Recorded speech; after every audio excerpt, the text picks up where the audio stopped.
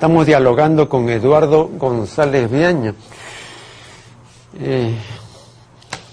Suele decirse que hay circunstancias, hechos o situaciones que signan, que señalan, o para usar un término que se usa con las reses, ¿no?, que marcan a las personas, ¿no? Hay algo peor que marcar, que es remarcan, ¿no? Eso es muy francés. Bueno, en el caso de Vallejo, ¿cuál es la importancia y la repercusión de la carcelería sufrida por el Bate de Santiago de Chuco? Porque, según lo presentas, tuvo una significación muy importante, pero he visto que en otros autores es un episodio más. Una sola palabra de la respuesta: Trilce. Toda la espantosa historia de la cárcel es Trilce. Es esa poesía, y además es el espíritu que anima toda la futura poética de Vallejo. Es cierto, en realidad, entre los vallejólogos o los exégetas de la obra vallejiana, nadie le da mucha importancia ni a la cárcel ni al incidente que la produjo. Y sin embargo yo considero que eso es lo más importante para estudiar la historia de Vallejo y para entender su poesía. Imagínate tú, estamos aquí en Canal 7, imagínate tú, se lo he dicho a alguien que me preguntaba, que me dijo con toda franqueza: no entiendo Vallejo. Entonces le dije: mire, imagínese que usted está a 10 cuadras de este lugar y está con las manos con esposadas, y que además lo están empujando con un fusil, y lo empujan durante esas 10 cuadras mientras tratan de hacer escarnio de usted, y usted es una persona conocida en la ciudad. Pasa por la plaza de armas de Trujillo, eso es lo que le ocurrió a Vallejo, ¿no? Hacen disparos al aire, lo empujan con el cañón, ¿no? Y por último, después de 10 cuadras, llegan hasta la cárcel pública. Y entonces en la cárcel pública, ¿dónde alojan a Vallejo?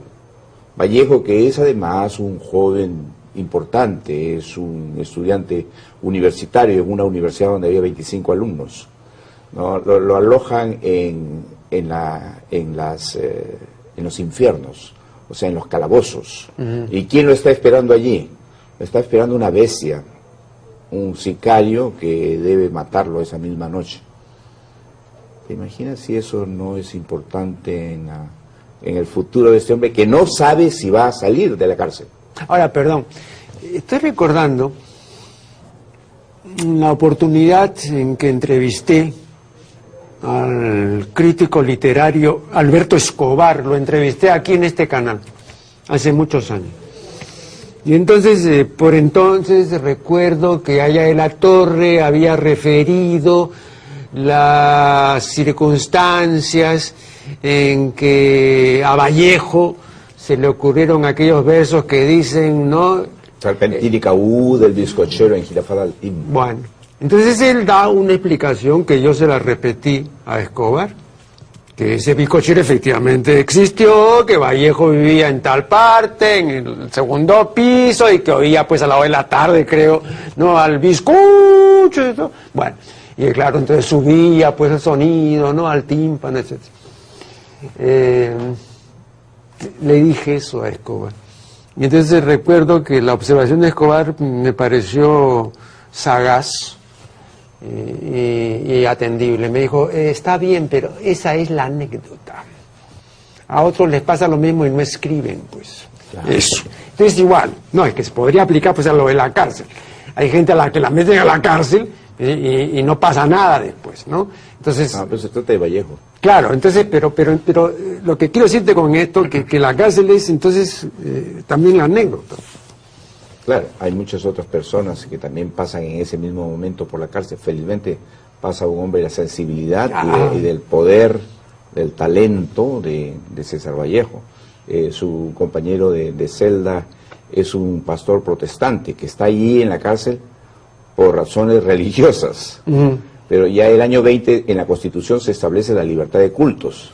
Sin embargo, los jueces se han olvidado de él. o ya le comienzan a achacar otro delito, supuestamente cometido en el mismo tiempo en que está en la cárcel fuera de allí. Bueno, entonces este hombre, César Vallejo, es testigo de todas estas cosas, es testigo además de una cantidad de unos 100 indígenas o campesinos que están allí sentados mirando el cielo todo el tiempo. ¿Quiénes son? Son peones de la hacienda Casagrande. Hay quienes los han sacado en alguna de esas redadas para buscar extremistas, terroristas, anarquistas, socialistas, comunistas. Todavía no existe el aprismo. Es este hombre el que va a dar cuenta de todo esto. ¿Y por qué además la cárcel va a gravitar toda su vida? Porque en la realidad no se trata tan solo, no es un tema para un psicoanalista. En la realidad Vallejo fue constantemente acosado por las autoridades judiciales a instancias de la parte que lo empujó a la cárcel. Cuando Vallejo estaba en Madrid o en París, nuestras delegaciones diplomáticas le avisaron de que se habían librado exhortos contra él y que querían llevárselo al Perú. Vallejo siempre quiso volver al Perú. Yo no sé de dónde han salido estas cosas, y creo que tú sí sabes, pero de dónde han salido las historias de que no quería y que su hambre metafísica o que su odio, por favor. Bueno, la mujer insistía en que no, pues. Bueno. Sí, pero la mujer también, claro.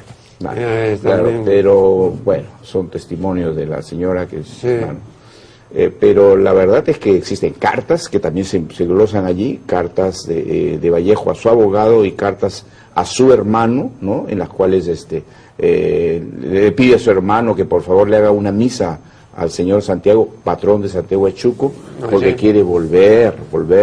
Y lo mismo, casi a gritos, se lo pide a su abogado.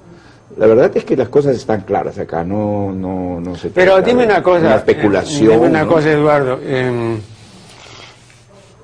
¿Cómo haces para reconstruir, digámoslo así, la sensibilidad de época?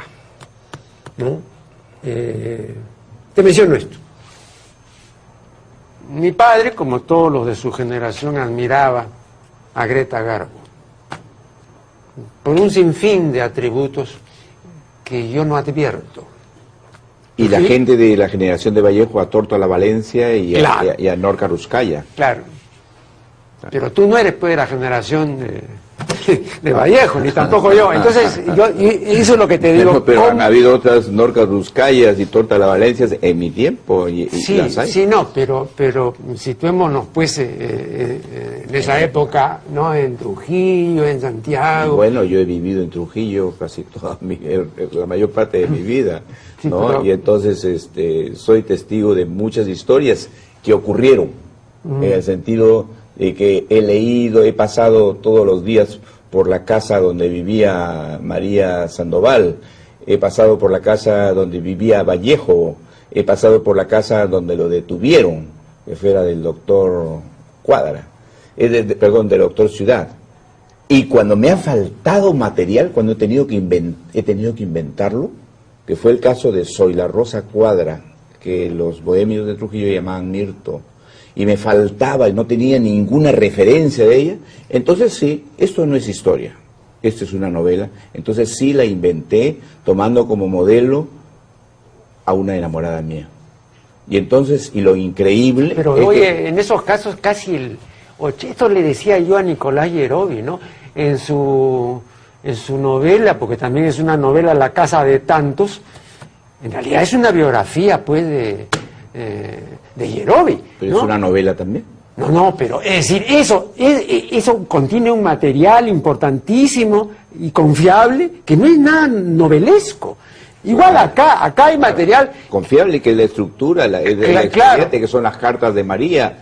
O sea, no es una novela estricto sensu, no es. No, claro. Claro, historia, pero, no es ficción nomás. Pero aquellas historias, las conversaciones con sus enamoradas, en fin, esas las puedo inventar. Lo interesante es que inventé también el rostro de Soy la Rosa Cuadra y además su casa. Ajá. Describí su casa. Y después de eso, pues un mes más tarde, o recientemente, aparece la nieta de Soy la Rosa Cuadra, que se llama Mercedes de Graña, y ella me dice, Eduardo, ¿y cómo supiste cómo era la casa de mi abuela, si la casa se cayó con el terremoto? O cómo describiste su rostro. Y era exacto, ¿no? Claro, claro. Entonces era una reproducción de época, si quieres. Me están indicando que debemos hacer una nueva interrupción, la haremos y ya volveremos.